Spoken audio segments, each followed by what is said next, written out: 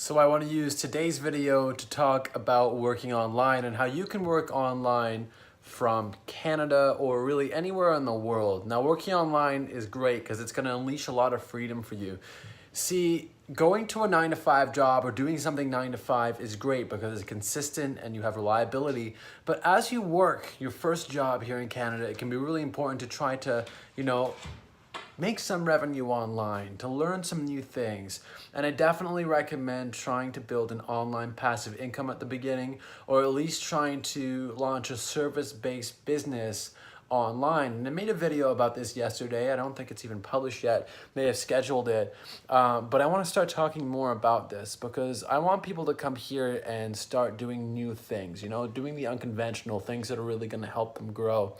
So in the next few videos, I'm going to be talking about working online, how to get to certain milestones, and really how you can work online. And I'm treating this as a Q&A session. I know a lot of my viewers aren't from Canada, so the time zone is different. I was going to do this at 9 a.m., got a little bit caught up. So I'm doing the live stream now, and whoever stops by, whoever drops a comment, I will follow up in a video to talk a little bit about working online and what will work best for you. So let's get started. Basically, when you want to work online, you need to understand that you just have to offer a skill. And it can be any skill. It can be consulting, it can be design. People will pay you for your opinion even if you're not a professional. So you really need to just find something that you like. You need to be decisive from the very beginning. Do you want to be a writer? Do you want to offer marketing? Do you want to, consult somebody or do a consulting service? So there's so many different things that you can do. It's just about finding that one interest that you have and honing in on it. When I started doing marketing, really, I started with videos, and I was doing book trailers for an author, and he said, do these book trailers. And I really enjoyed that, and I understood that there was a way to craft appeal using videos. And then I started to find clients that way, but also websites like Fiverr.com and Freelancer.com, and those sites have been extremely helpful for me, so I definitely recommend using them too. One of the biggest things that's going to determine your success online is how focused you can be. So right now, let's just do this together. Grab a pen and a paper. Write down 1 or 2 skills that you have that are tangible, like tangible things that you can do and create right now. So are you good at making videos? It's a tangible thing you can produce. Are you great at making sweaters or knitting or something? Write that down. What can you tangibly produce that maybe not even someone would buy yet, but what can you tangibly produce? So if you want to make money from the internet, which I just got a question from random reviews, making money online is as simple, I'm just going to recap, as finding a product or a service to offer. So let's actually do this live. What's one skill that you have? What is, if you can hear my voice right now, what is one skill that you have, or what is one thing that you're good at? So you try to make money online and you haven't made money yet. So fill me in. Tell me about what you've been doing. Because in the beginning stages, it can be hard. But once you get up and running, it's very easy. So can you do graphic design? Are you a singer? What can you do? Give me anything you like to do. So you're good at playing basketball. So think about it that way. What you can do is, you can help people on the internet. Do what I'm doing today. Teach people how to dunk.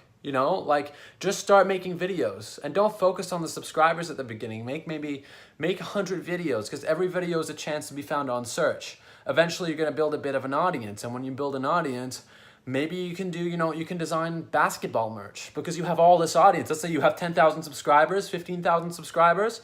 Great. Launch your Shopify store and start selling basketball merch. Start promoting it on your channel. Show people how to play basketball and then go ahead and launch a store. Build your audience first so it's something that's fun. It's a passion. You're good at playing basketball. Play basketball. Put it on YouTube. Build an audience of 10 or 20,000. Launch a Shopify store. Of course, it's a lot of hard work. Working online is a ton of hard work. I mean, you can work at a dead-end job. It's still going to be hard work, or it's going to be some form of work. But I'd rather work hard than be working for somebody else. And that's what it is. It is working hard.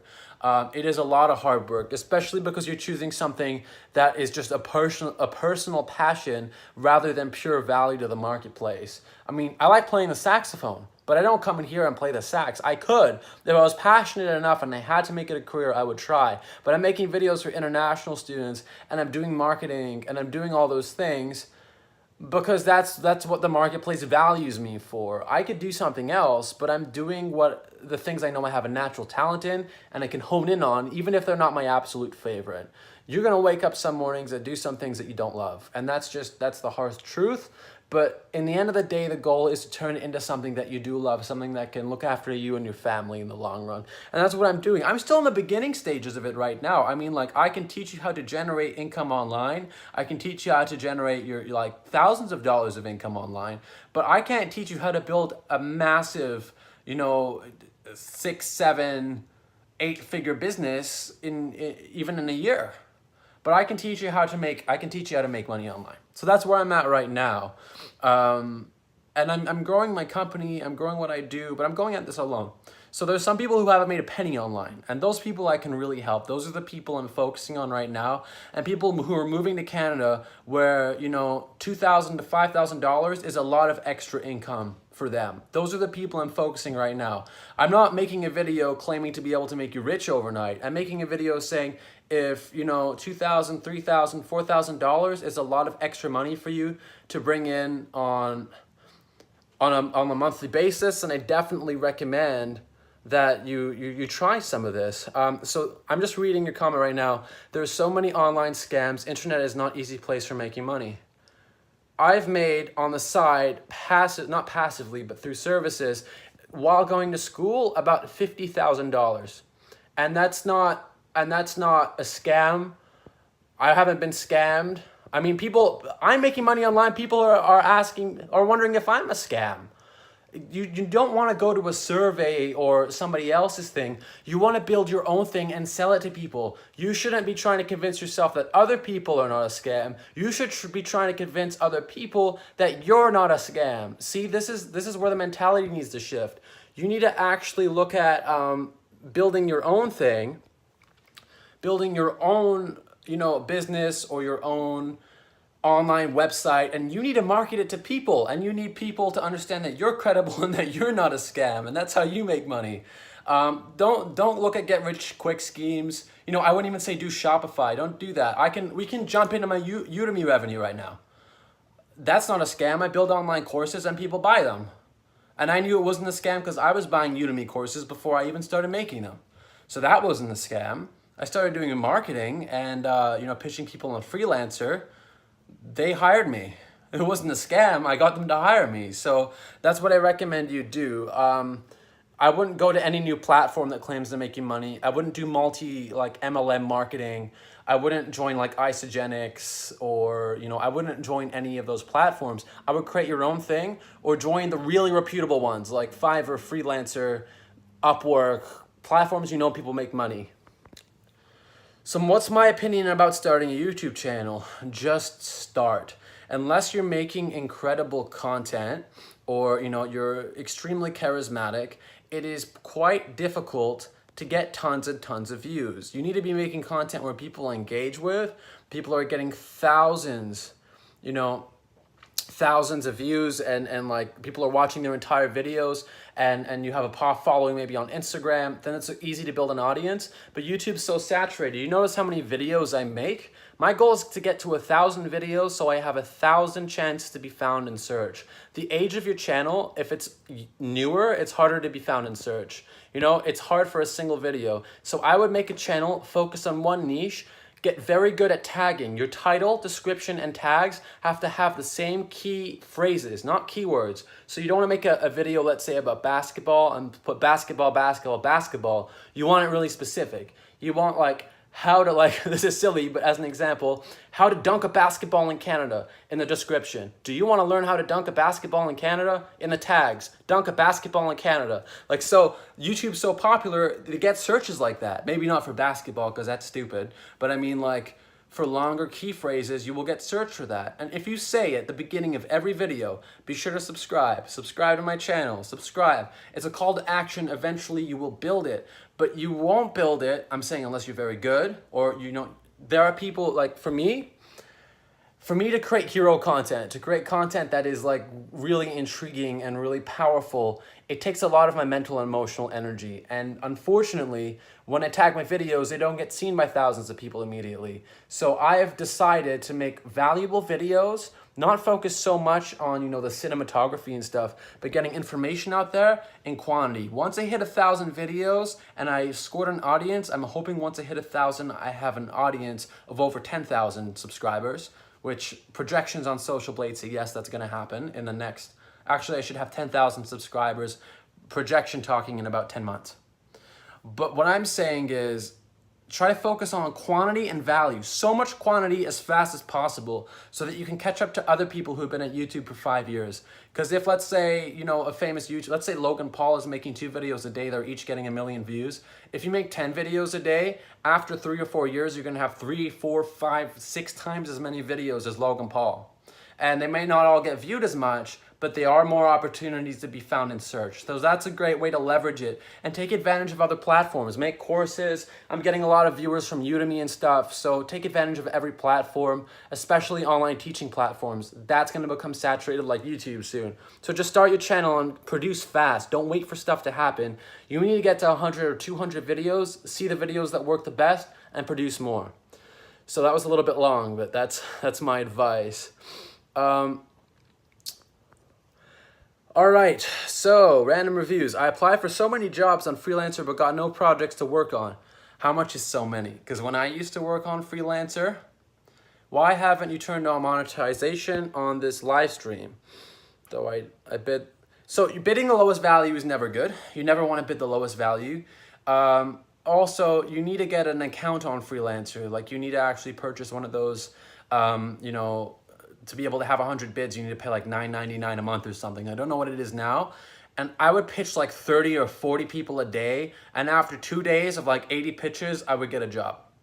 You have to really want it. And it's not like I want to make money online. It's like you have to really want to make money online, and then you need to pitch a ton of people. You need to build a reputation. You have to love the taste of success. Otherwise, you're going to make 10 pitches and be like, why didn't anything happen? You have to be obsessed with the process, and you have to just, you know, you need to learn how to like talk. You have to like pitching yourself to people. You have to like selling yourself. You have to believe in yourself. And if it makes you feel pumped up to tell people about all the stuff you can do for their company, and you want to do it 10 times because you're so rabid about, you know, your skills and your expertise, that will get you work. But if you pitch like 10, 20, 30 people and you're pitching the lowest bid, you're not going to get work. I've made quite a bit of money on Freelancer. Not a ton, but in the $5,000 to $10,000 range just from a freelancer alone. And a lot of them were for projects that were over like $2,000 US. So I definitely recommend pitching high on Freelancer, not lower. And I did this thing that wasn't allowed. I took people off the Freelancer platform and I got them to pay me through PayPal so I would not have to share the earnings with Freelancer. And that's just like, that's something I did that's not allowed. I don't recommend you do. You can get your account banned. But that's what I did. And then I kept the client for months. So I did everything I can to leverage it. And like, I have people who are still telling me like, you're an idiot. Why don't you just go become a real estate agent or something?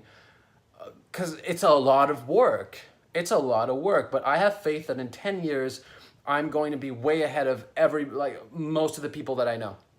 And it's the faith in that that's making me stay in this. So that's what I recommend for Freelancer. Don't do it as a hobby. Do it because you really love it. Why haven't I turned on monetization on this live stream? I haven't monetized everything wanting to build this audience, actually. So I was monetized for a little bit. I wasn't making anything on YouTube, like 10, 20, maybe 30 bucks every few months, which is like, there's no point of that, really, honestly. They don't pay you till you reach the 100 threshold. And I was getting paid on, like, from my business. I was getting paid through Udemy and through Skillshare a little bit. So those were working for me and this wasn't. So there was no point. And then YouTube rolled out that you have to have 1,000 subscribers and 4,000 watch minutes. I had like 2,800 watch minutes, to be honest. I didn't have 4,000. I actually just surpassed 4,000 about a month ago, and they're reviewing my channel for monetization again. But then again, I may not turn it on until I really decide that it's useful. So I just really want to build this audience right now.